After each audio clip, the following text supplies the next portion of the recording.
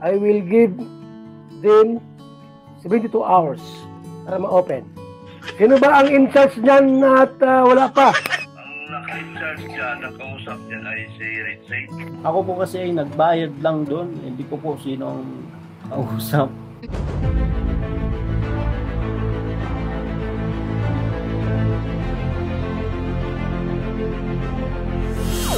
Ayun, shoutout guys. Muli po, welcome to my YouTube channel. Ito po si Kuya Julay, ang inyong katugang, ang inyong kalingap na muling babati po sa inyo ng magandang araw, magandang gabi. Saang sulok man po tayo ng mundo naroon. At sa araw na ito, meron po tayong panibagong vlog. Pag-uusapan po natin yung patungkol po doon sa ribbon cutting schedule sana ng bahay po ni Beyonce na kung saan po ay na-postpone. So sa pagkakataong ito, napapansin po natin sa mga comment section, nababas masyado si Ritzy at saka po si Dr. Love. Ngunang tanong, marapat ho ba silang ibas mga kabayan po natin? Tatanungin din po natin si Kuya Bal Santos Matubang. Ano nga ba ang masasabi niya po dito sa nangyari na ito? Pag-usapan po natin yan, maya-maya lang konti. Pero bago po yun, siyempre paalala mo na si Kuya Julay, baka sakaling meron pa po ditong hindi nakasubscribe sa ating YouTube channel.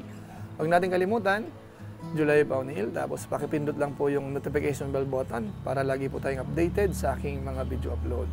Tapos yung ating Facebook page po, Julay Paunil 2.0, wag natin kalimutan din. Pwede nating i-follow, pwede pong i-like at saka po i-share yung mga upload po natin dyan. At siyempre po si Kuya Bal Santos Matubang, Kalinga Prab, suportahan po natin. At ganoon na rin po yung mga ibang Lingap partners, sa hanay po ng mga reactors, sa hanay ng mga charity vloggers, at saka sa lahat ng mga katuwang po ng Team Kalingap. So maraming salamat po sa inyong lahat. Ngayon tuloy na po tayo, pag-usapan na po natin ito pong na-postpone na ribbon cutting sana ng bahay po ni Beyonce. Na kung saan ho, si Kuya Bal Santos Matubang may binanggit po dito at tinukoy niya po yung dalawa, si Dr. Love at saka po si Ritzy, yung hari po ng bulong. At sila po ay binigyan ng 72 hours mga kabayan po natin. Although siyempre ho, alam naman po natin na talagang medyo hindi masyadong masaya yung mga supporters po ng EDC dahil nga po doon sa schedule na naudlot. Kaso nga lang po, gaya ng binanggit po natin kanina sa ating live stream, parang mahirap din pong sisihin yung mga naatasan. Bagamat siyempre po, maamin naman po sila na may mga pagkukulang. Pero ang sa atin po dito, marapat ho ba silang sisihin mga kabayan po natin? Lalo na po si Dr. Love at saka po si Ritzy. So pwede niyo pong i-comment po sa baba. At mamaya po, alamin po natin ano nga ba ang masasabi po ni Dr. Love at saka po ni Ritzy patungkol po sa bagay na ito. Pero bago po yun, gusto ko lang po munang ipapanood po sa inyo o kaya iparinig yung opinion po ni Kuya Bal Santos Matubang dito po sa nangyari. Ribbon cutting this coming March. This coming March 1, 2025 sa bahay po ni Beyonce. Update natin sa ribbon cutting, house blessing, turnover ceremony sa bahay po ni Beyonce. Ipadlak po. Ipadlak ni Dato Bulong at ni Dato Love. Wala na. Hindi mabuksan-buksan po yung pinto. Ipadlak. Ipadlak na po. Mga kaibigan. Oho. Yung bahay ni Beyonce. Dato Bulong at si Dato Love. Ano yan? Mga kalingap. I will give them 72 hours para ma-open. Dato Bulong, Dato Love, anong ginawa nyo sa bahay ni Beyonce? Ipadlak ninyo. I will give you 22 hours para i-release itong pintuan. Hindi mabuksan mga kaibigan. Kaya maaaring na-postpone po tayo. Mailipat ng ibang araw. Ipadlak po. Hindi ma-open-open. Si Dato Bulong at si Dato Love. Sa kanila inutos na kabitan ng kuryente at tubig, pero wala pa rin. Hanggat walang tubig, walang kuryente, Padlock. Padlock. Dato Bulong, Dato Love, I will give you into 2 hours para magkakuryente at magkatubig. Wala po, malapit na po ang March 1. Miyerkules ngayon, Huwebes, Biyernes, Sabado, yun na, March 1 na. So paano yan? Hindi po pwedeng ribbon cutting kung walang kuryente kasi after ng ribbon cutting po, buksan yung chandelier. Tama? Chandelier bang tawag niyan? I-open natin yon para magliwanag yung bahay. Pero, ipadlock po ni Dato Bulong. Kaya mga channel nyo, papadlock natin yung mga channel ninyo. Hindi kayo makakaalis sa bahay ninyo. I will padlocking nyo. Umayos kayo, Dr. Lab. Ay, Dr. Lab. Dato Lab at saka si Dato Bulong. Wala pa pong kuryente. Wala pang tubig yung bahay ni Biancy. E paano gawin natin yon? So yan mga kawain po natin, base sa sinabi po ni Kuya Bal Santos Matubang, parang hindi po siya masaya sa nangyari.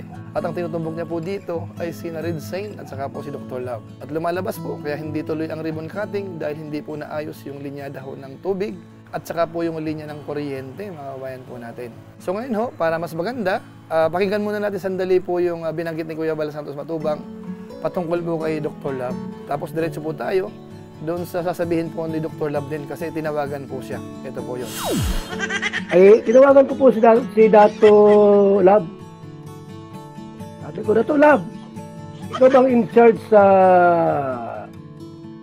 tubig at pailaw sa bahay ni Biancy? Ang sagot sa akin, hindi. Si Dato Bulong daw po ang may in charge na, ang may pananagutan. Dr. Love, pakatang ko ito si Dr. Love, bakit nagaganito sila? Kapadlak po kayo, kagayang kayo, Dr. Love. Baka mamaya, ikaw yung padlak ko dito. Mayos kayo, Dr. Love. Dapat yung inutusan ng sponsor na gawin itong tubig kuryente, hindi nyo ata ginawa. Baka kayo ipapadlak ko niyan. Ha? O yan, tawagan natin si Dr. Love.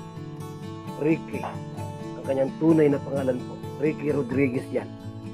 Tanungin natin bakit po gayaan? Ha? Bakit padlak ko ito?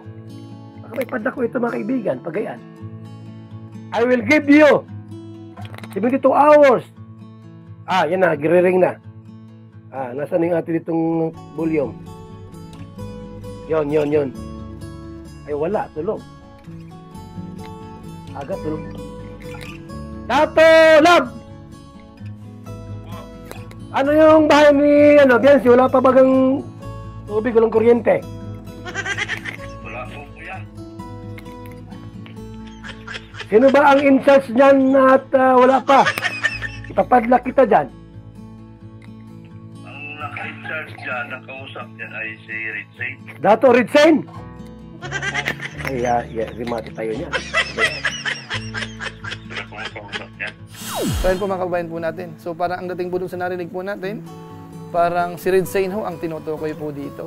So ngayon ho, para fair naman po tayo, pakinggan naman po natin yung nabanggit din po ni Red Saint patungkol po dito sa naging problema. Mahilig kasi sa mga illegal ay, no?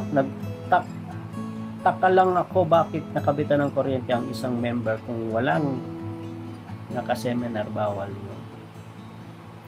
Ako po kasi ay nagbayad lang doon, hindi ko po sinong kausap. Kasi si Supermac po ang kausap ko doon, binayaran ko na lang po. Hindi po ako may kausap. Yung sa tubig doon ay ako talaga ang gumawa. Pero yung sa kuryente po, ay binayaran ko lang kasi may usapan naman sila. Wala naman pong problema sa tubig. Siyempre yung yung motor ay ginagamit. Since nagbuhos doon, siyempre pag motor nasisira, lalo napabayaan ng mga trabahador, naulanan, ginagamit, di ba? Hindi man agad talaga masisira yung kung nasa tamang paggagamit lang. Hindi naman natin sila masisisi kasi trabaho lang ang iniisip nila. Diba?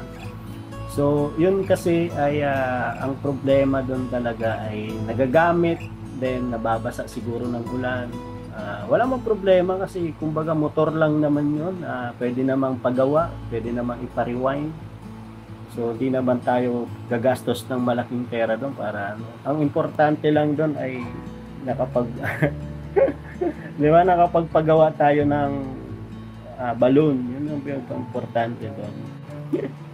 Tama po, walang WSDN. Ginawa naman ni Bulong Reggie ng trabaho niya. Ang may sala dyan yung nag-ding niya ng kuryente at yung gumamit ng tubig.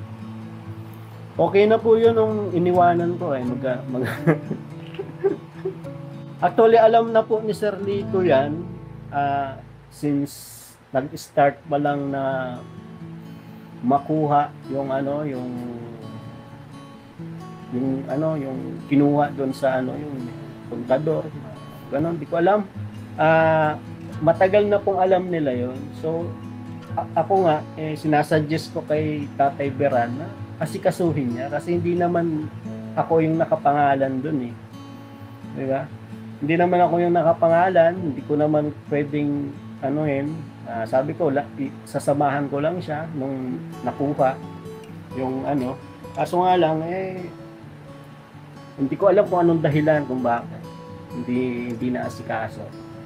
So hindi naman ako nagkulang sa paalala kasi since na gawan agad sana ng paraan, hindi na inaabot ng ganito katagal since 2 months ago or 1.5 months ago na lagi kong sinasabi sa kanila na ayusin na kung anong problema. So yun po talaga ang dahilan kaya hanggang ngayon ay wala pa. So napakahirap po baga, di talaga pwede kung di magsininaan, di ko po alam. Alam niyo po kasi ako po ay nagbayad lang. So yun po mga kabayan po natin, maliwanag po yung napakinggan din natin, binanggit po ni Dr. Lam, parang ang sabi niya, parang hindi siya ang may kasalanan dito. At kay Redsane naman, ginawa niya po yung marapat niyang gawin. Pero yung mag-aasikaso daw po, parang hindi alam kung sino ba talaga ang in charge. So dito po sa bagay na ito, may problema po tayo mga kabayan po natin. Bagamat nagpapauna na po tayo, at gaya ng binanggit po natin sa ating live stream kanina, hindi na po marapat sisihin pa ang sino man. Kasi kahit paano naman po masasabi natin, ang bawat isa, kamukha ni Dr. Lam, ni Redsane, nag-effort po sila dito. Bagamat sabihin po natin hindi masyadong naging perfect dahil nga po hindi nagawa ng paraan yung sa tubig at saka po yung sa kuryente. Kahit lumipas na po ng medyo mahaba-habang panahon at sa pagkakalam po natin wala naman pong problema doon sa gagastusin dahil nga po meron tayong mga big time sponsors dito nga po sa babahay kay Beyonce. Kaya ang sa atin po dito siguro, ang pinaka-the best ay gawan na lang po ng paraan. Bagamat binigyan po sila ng 72 hours, gawin po nila yung magagawa. Kung hindi man po matapos, di ituloy lang po. Ang mahalaga po dito ay magawan ng paraan yung linya po ng tubig at saka po yung Canureco na sana ho ibalik po yung kontador mga kabayan natin. Although sa pagkakaalam po natin, sa pag-a-apply po ng Meralco o kaya ng Canureco dyan po sa bandang Dait, required po yung umattend ng seminar. At ang marapat pong umattend po dyan ay yung may-ari po ng bahay. Kaya doon po sa tatay ni Beyonce o kaya yung nanay niya, nabalitaan natin na aattend daw po sila ng seminar. So ibig sabihin ho, nung mga nakarang araw, hindi pa po sila nakaka-attend. So ngayon pa lang. Ngayon ang inisip po natin dito, baka po hingian po sila ng building permit. So yan po ang medyo matagal-tagal kung sakasakali at gagastos po dyan mga kabayan po natin. Medyo ho kasi may kalakihan yung bahay, kaya baka nga po hingiin din yan. Ngayon kung sakasakali hindi hingiin, hindi, lalong mas maganda, mas mabilis. Kaya masabi po natin dito, magtulungan na lang po. Sa part ng mga naatasan, sa part ng sponsor, yung inyo pong pasensya ay medyo haba-habaan pa po natin ng konti. Tapos sa part naman po ni Beyonce, nung kanyang tatay ng kanyang nanay, sana makipag-cooperate din po para matapos na po yan. Dahil kung sakasakali naman po mga 1 week lang, 2 weeks lang, sa palagay ko okay lang na maghintay. Dahil matagal na rin po yung hinintay po natin during construction. Alam natin medyo natagal-tagalan po yan kasi nga po may kalakihan. Kaya marapat lamang po na tapusin muna ang lahat bago po gawin yung ribbon cutting. Siguro po ang panghuli nating masasabi, pakiusap na lang po natin sa mga viewers natin. Huwag na lang po nating sisihin pa po yung dalawa. Huwag na nating i-bash po yan. Bagamat si Dr. Love po, ang bashers niya po ay nagagamit niya. Masaya siya habang may bashers po siya, masaya. At yun daw po ay viewers niya rin, mga kababayan po natin. Pero siyempre ho, para hindi na ho masyadong maging komplikado po yan, makabawas po sa mga stress, huwag na ho nating sisihin sina Dr. Lab, sina Ridsane po dito. Bagkus, hintayin na lang po natin kung kailan po yan mag-clear at kailan gaganapin yung schedule mismo ng ribbon cutting ng bahay po ni Beyonce. So yun lang po muna siguro ang ating reaction video sa ngayon. Pinakinggan po natin yung opinion po ni Kuya Bal Santos Matubang, tapos yung side po ni Dr. Lab at saka po ni Ridsane. At siyempre ho, yung masasabi rin po natin dito sa pangkabuuan, na sana huwag na lang po magsisihan kasi hindi po yun makakatulong din mga kababayan po natin. So maraming salamat po sa inyo. At siyempre po yung mga binanggit po ni Kuya Bal Santos Matubang, huwag po nating bigyan ng parang hindi magandang kahulugan. Minsan ho, may halo naman pong ano yan si Kuya Bal. Joke minsan parang galit siya, pero sa totoo po, good vibes din po yan mga kababayan po natin. So maraming salamat po sa inyo. Pansamantala, magpapaalam po muna si Kuya July, pero gaya po ng dati, gusto ko lang po munang i-shoutout ang mga sumusunod.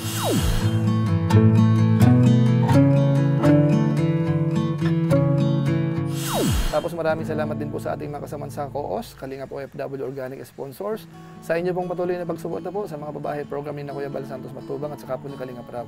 At sa ating mga supporters, mga followers sa Facebook page, sa YouTube channel, maraming salamat, lalo na po yung hindi po nag-skip ng ads, masipag mag-like at saka po nag-share ng ating mga videos. Maraming salamat po.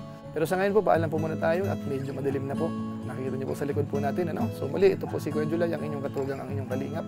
Napansamantalang nagpapaalam po muna, kita-kita ulit tayo sa mga susunod pang vlog. Maraming salamat sa inyong walang sama pagsuporta po sa ating YouTube channel. Pagpalain nawa ng Diyos, mabuhay tayong lahat. God bless.